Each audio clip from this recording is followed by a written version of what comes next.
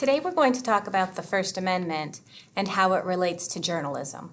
So the First Amendment has 5 different components, which are the freedom of speech, press, assembly, religion, and petition. So we can take assembly, petition, and religion, kind of put them over here for now because we're focusing on press and speech.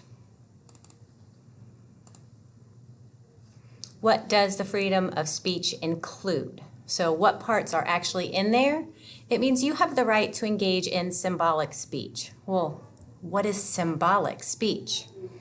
Many of you may not know that symbolic speech includes the burning of the American flag. The Supreme Court has decided that that is permissible, that is a way to say you don't like the country that you are in, and that is protected by your First Amendment right. It also includes your ability to give money to political campaigns under certain circumstances. So if you feel a candidate is worthy and you really want that candidate to win the Senate, the House of Representatives, to be the mayor of your town, to be the president of the United States, you can give money toward that cause. Under certain circumstances means it's not a bribe. You're not giving money for that person to vote one way or another on something that you're interested in. If you work for a gas company, you can't give money to a political candidate so that they vote for gas companies over others.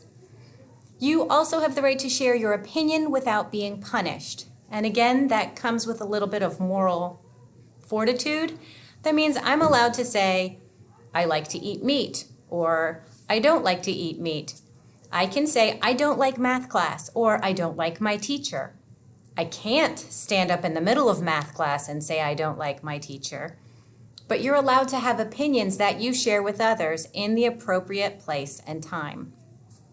You also have the right not to speak, specifically not to salute the flag or have to sing the national anthem. Those are all protected under your freedom of speech.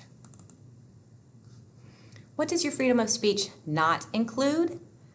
Well, you might have the right to burn a flag, but you do not have the right to burn a draft card as an anti-war protest. And why not? Well, that's one of your requirements as a U.S. citizen. There are 4 things every citizen must do. You must register for the selected service, and that's the draft.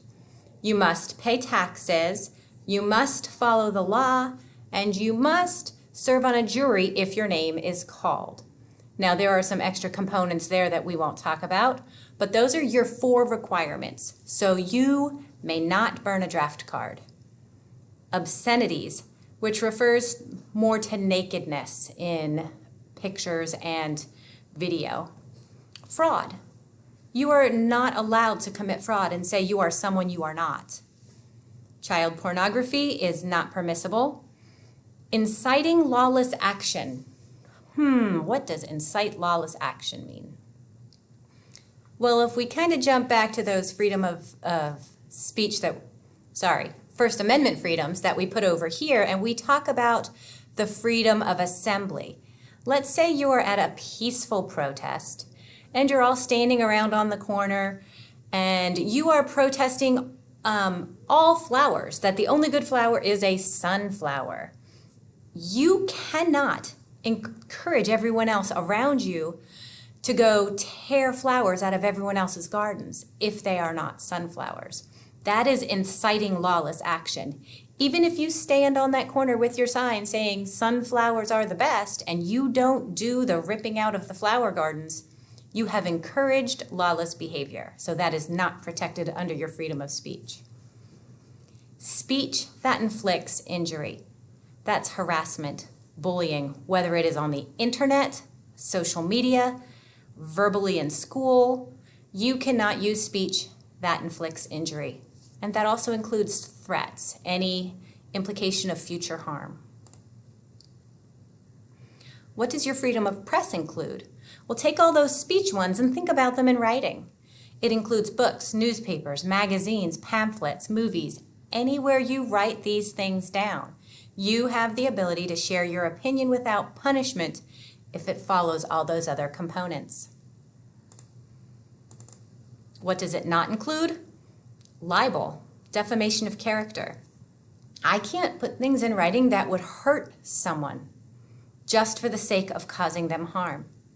You are allowed to say true facts, but you are not allowed to have defamation of character. For example, if I was doing a report on animal cruelty and I visited a barn and I came across animal cruelty, if in my article about the cruelty of those animals, I made note that the farmer's wife was drinking alcohol all day long, that's libel, whether it was true or not.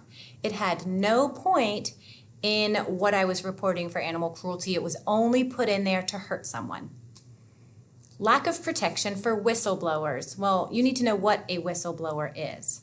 A whistleblower is someone who works for a company or a government and later leaves that company or government and tells its secrets. The reason I said lack of protection, because you have to determine what is more valuable, and that's not you, I guess that's a court system. Is the information that that whistleblower is sharing more powerful and harmful to others if it is not shared? Or is the privacy more powerful and it did not need to be shared? So, for example, if you have watched the movie Snowden, you know all about this man who worked for the government and came out and told government secrets. And for a long time, it was determined that his secrets were dangerous to be in public knowledge, that the government had the right to keep those secrets. Now, the government has said, no, it's okay. This is good public knowledge. It is no longer a crime. So the whistleblower protection has to do with who is having the most harm. Is it harming the company or the government agency that you are working for, or is not knowing harming the people? What also is not included in your freedom of press is shield law. It protects a reporter from revealing his or her sources. Well, again, that depends. If I have information that I shouldn't have as a reporter, at some point the law can say, hey, we need to know how you know these things. This is now impeding our progress. However, if it's not interfering in some type of police report or police research, then I don't have to tell you how I got the information. That person is protected. You do not have the right to trespass as a journalist. Imagine if you did, all the people climbing over TV stars and Hollywood stars' fences and trying to get pictures of them in their house. That is illegal. You cannot trespass to get information. Public disclosure of private facts of no public concern. That kind of goes back to that farmer's wife that I talked about. This is just a fake story, not a real one, but that's of no public concern. There was no reason to share information about someone, drinking alcohol during the day that had no right or no bearing on animal cruelty. And then, of course, appropriation. Appropriation is using a photo of someone without permission. You see this a lot in tabloids for famous people, where this is an actress without makeup, or look how terrible this person is dressed. The reason they do that is because they're earning more money selling those magazines than they're paying out in the lawsuit.